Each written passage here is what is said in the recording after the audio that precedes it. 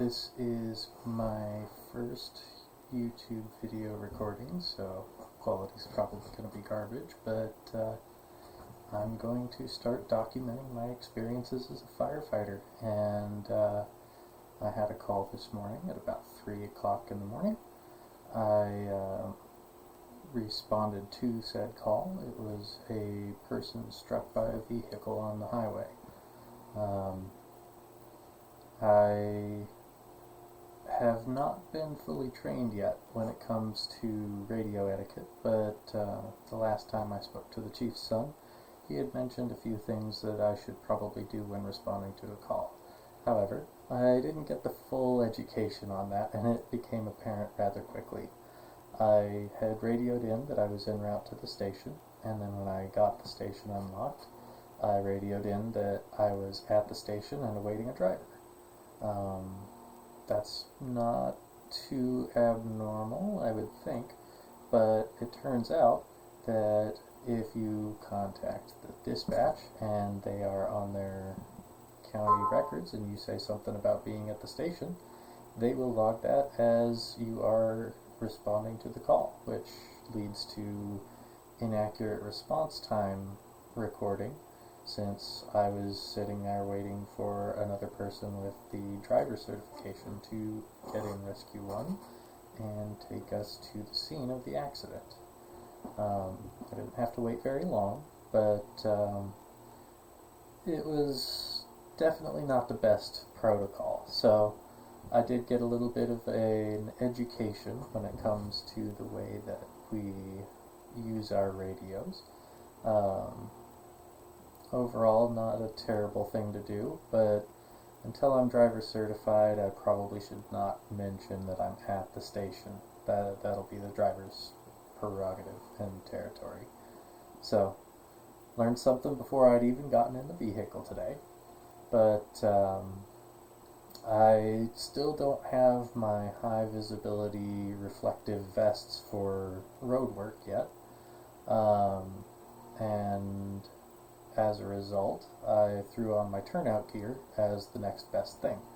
And the guy who typically does the responses for medical gave me a little bit of a hard time for showing up in the turnout gear, which is not necessarily appropriate for the call that I was on. Not enough reflective stuff to be really visible, especially at night.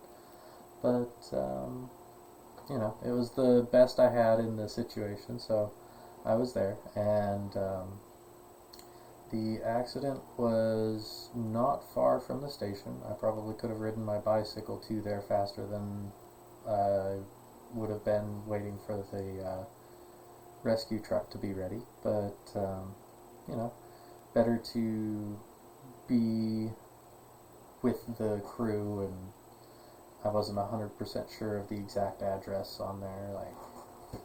It goes quick. So that was a challenge, but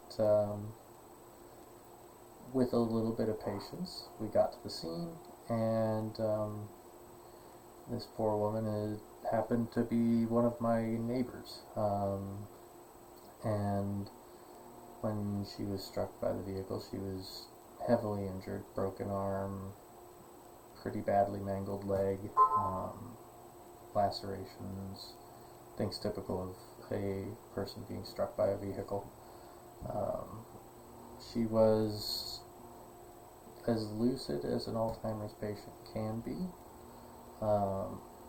but wasn't able to really communicate her condition effectively to EMS.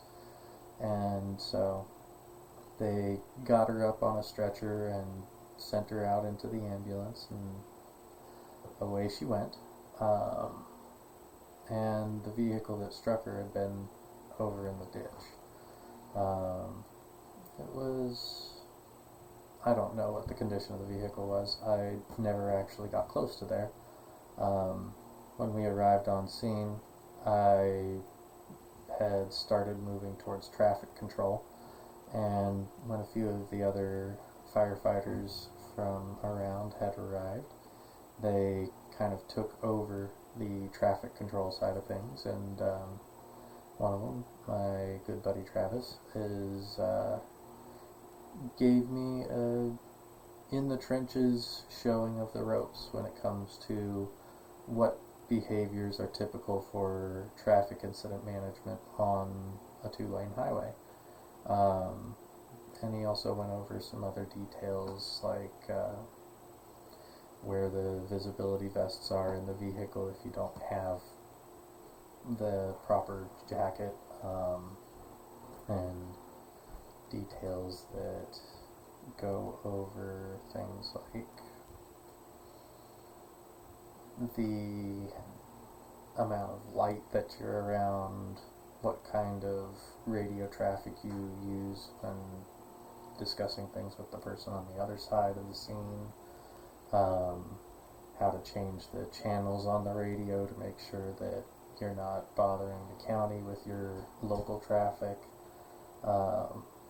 and a whole bunch of other small details that are related to what goes into responding to a call like that. And we spent about 3.5 hours on the scene directing traffic and waiting for the wreckers to come clear everything out. But at the end of it, it was cleaned up, and we all headed back to the station and decompressed for 2 to 3 minutes before heading back to here and recording this. I'm sure I could think of some more details if I kept going on about it, but that's the shorthand of it. It's the first EMS call that I have responded as a part of. I'm not EMR certified, so I couldn't really do a lot of the things that would be rendering the physical aid, but I was there to learn, and learn I did. I've got a long ways to go, but as rough as things like that are, I am excited for the chance to go do things like get my EMR certification and driver operator and be there on scene and render that aid. It's not pretty, it's not fun, but I feel equipped for it, and so yeah, one call down today, and hopefully it's quiet for a while after this and I can get some rest and catch up on some other things. But it's been a eye-opening morning as a firefighter in this rural area of Arkansas, and I hope that this recording does some good in training somebody else a little bit as far as what you can expect, especially as somebody that's new to the fire service, or that otherwise it creates a record, helps me kind of prevent any post-traumatic stress as I process what I saw, and yeah, set up for another day and hopefully a little bit sharper for it and ready to do more contributing than listening, but one step at a time, and today was a step. So happy to be part of the fire service. If you are watching this as a regular viewer, maybe go down to your local fire station, give them a thank you, because those guys go through a lot. And if you are capable, think about volunteering. The service could always use more hands. And I hope you guys have a great day.